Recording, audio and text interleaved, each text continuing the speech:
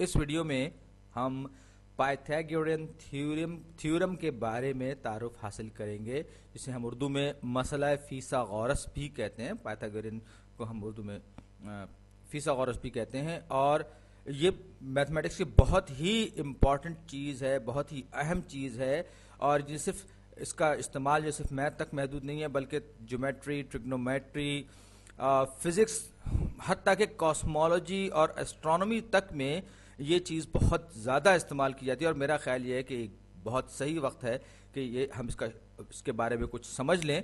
तो ये एक मेरे पास मुसल्लस है, एक यानी कि ट्रायंगल है, जिसका कि एक एंगल यानी एक जाविया 90 दर्जे का यानी 90 डिग्री का है, जिसको हम राइट एंगल भी कहते हैं। और ये वाला जो एंगल है ये 90 डिग्रीज का है, 90 दर्जे का है, और इसे हम राइट एंगल भी कहते हैं। तो मैं लिख भी दूं, ज़रा दूसरा रंग इस्तेमाल कर लूं, तो ये जो एंगल है ये जाविया है 90 दर्जे का यानी कि 90 डिग्रीज का एंगल है, और इसको हम राइट एंगल भी कहते हैं। और इसीलिए हम ऐसी किसी भी ट्रायंगल को या तो हम राइट ट्रायंगल कहेंगे या हम राइट एंगल्ड ट्रायंगल कहेंगे। और उर्दू में इसका नाम है कायमतुज़्ज़ाविया मुसल्लस। 90 दर्जे को आप राइट एंगल इंग्लिश में कहते हैं और उर्दू में आप इसको कायमतुज़्ज़ाविया कहते हैं। तो ये राइट एंगल ट्रायंगल कहलाती है, जिसको आप इंग्लिश में बाज़ दफ़ा राइट ट्रायंगल भी कहते हैं। तो अब इसमें ये हम देख सकते हैं कि एक एंगल जो है वो 90 दर्जे का है, और इसमें जो सबसे लंबी साइड होती है, जो कि 90 दर्जे के जाविये के बिल्कुल सामने वाली साइड होती है, उसको हम हाइपोटेन्यूज कहते हैं। यहाँ पर ये वाली जो साइड होगी, ये जिसको मैं गुलाबी रंग में रंग रहा हूँ, इस साइड को हम कहते हैं ये हाइपोटेन्यूज है, हाइपोटेन्यूज है। और ये सबसे लंबी साइड होती है, सबसे लंबा जिला होता है, और इसे हम हाइपोटेन्यूज कहते हैं। मेरा ख्याल है कि ये, क्योंकि ये लफ्ज़ ऐसा है जब को बार बार इस्तेमाल होगा, तो इसलिए इसको मैंने यहाँ लिख भी दिया है। तो ये जो साइड है, अब मैं एक और ट्रायंगल बना रहा हूँ कि जिसमें हम हाइपोटेन्यूज शनाख्त करने की कोशिश करेंगे। इसको थोड़ा सा बेहतर कर दूँ। ये एक और ट्रायंगल मेरे सामने मौजूद है। इसमें ये जो एंगल है ये 90 डिग्रीज का है, और इसके सामने वाला जो एंगल है ये वाला, ये एंगल, ये जाविया जो है, सॉरी, ये साइड जो है ये हाइपोटेन्यूज कहलाएगी, क्योंकि ये सबसे लंबी साइड है। इसी तरीके से एक और ट्रायंगल मैं ये चाहता हूं कि हम हाइपोटेन्यूज की शनाख्त आसानी से कर सकें। ये 90 डिग्री का एंगल है, 90 डिग्रीज का एंगल है, और इसके अपोजिट वाली जो साइड है, ये जो साइड है इसकी तरफ तीर का निशान जा रहा है, ये साइड हाइपोटेन्यूज कहलाएगी। तो इस तरीके से हम जब भी कोई राइट एंगल ट्रायंगल दी गई होगी, तो एक बात तय हो जाती है कि जो 90 दर्जे के 90 डिग्रीज के सामने वाला जो एंगल है वो हाइपोटेन्यूज होगा।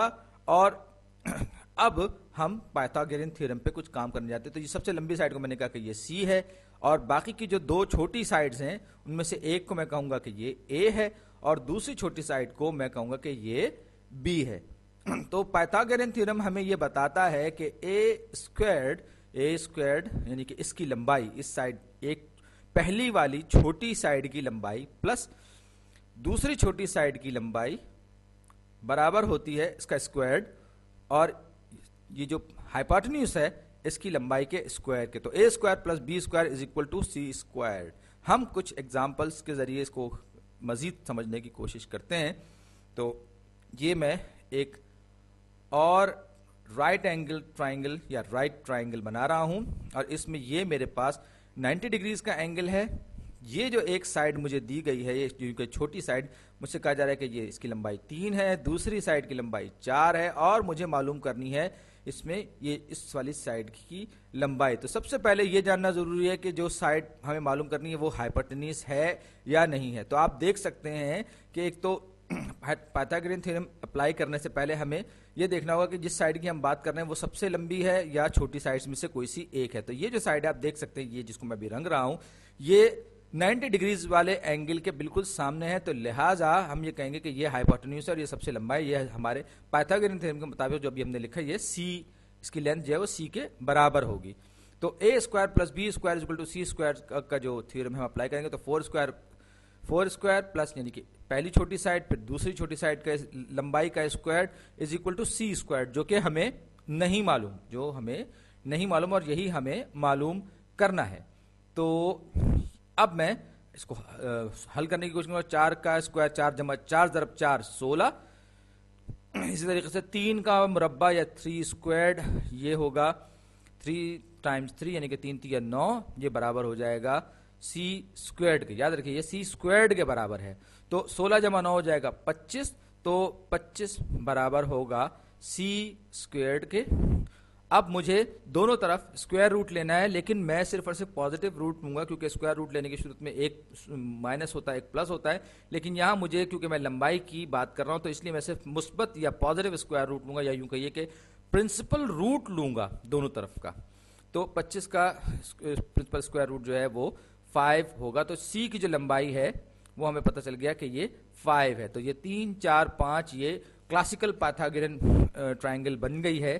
तो इस तरीके से हमने एक साइड मालूम कर ली, लेकिन हम सिर्फ हाइपोटेन्यूज ही मालूम नहीं कर सकते, बल्कि हम दूसरी अननोन साइड्स भी मालूम कर सकते हैं पाइथागोरियन थ्योरम की मदद से। मसलन ये मेरे सामने एक और राइट ट्रायंगल है, ये कुछ इस तरीके से इन्वर्टेड किस्म की बना रहा हूं मैं और ये इसमें मुझे ये बताया गया है कि इस साइड की लंबाई जो है वो 12 है, इस साइड की लंबाई 6 है, और जो तीसरी साइड है उसकी लंबाई मुझे मालूम करनी है। मुझे इस वाली साइड की लंबाई मालूम करनी है। अब आप गौर से देखिए एक बार फिर कि 90 डिग्रीज के, यानी कि राइट एंगल के अपोजिट जो साइड है वो हाइपोटेन्यूज होती है। तो ये राइट एंगल और ये इसके सामने वाली साइड जो कि सबसे लंबी साइड है, ये 12 वाली जो साइड है ये हमारा हाइपोटेन्यूज है, और 6 जो है पहली छोटी साइड है, और बाकी जो क्वेश्चन मार्क वाली वो दूसरी छोटी साइड है। तो A square plus B square is equal to C square Pythagorean theorem.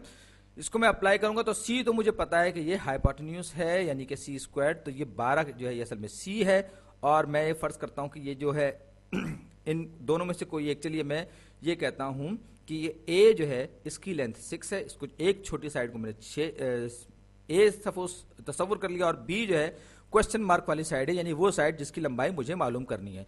तो अब हम पाइथागोरियन थ्योरम या मसला फिसागोरस इस पर अप्लाई करने जाएंगे। तो 6 स्क्वायर्ड प्लस बी मुझे नहीं मालूम, लेकिन इसको मैं लिखूंगा B squared is equal to 12, ये सी की लेंथ, तो 12 का स्क्वायर्ड 12 स्क्वायर्ड 12 का मुरब्बा। तो अब बी स्क्वायर्ड हमें नहीं मालूम, तो कोई बात नहीं, यहां पर अब हम इसको सॉल्व करेंगे।